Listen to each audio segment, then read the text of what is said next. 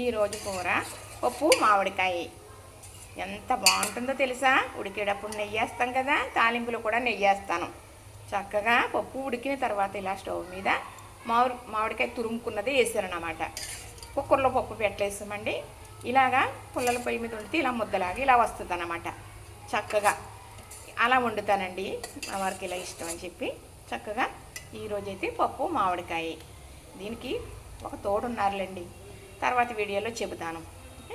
చక్కగా మామిడికాయ సన్నగా తురిమేసుకుంటే పప్పులో ఇలా కలిసిపోతుంది.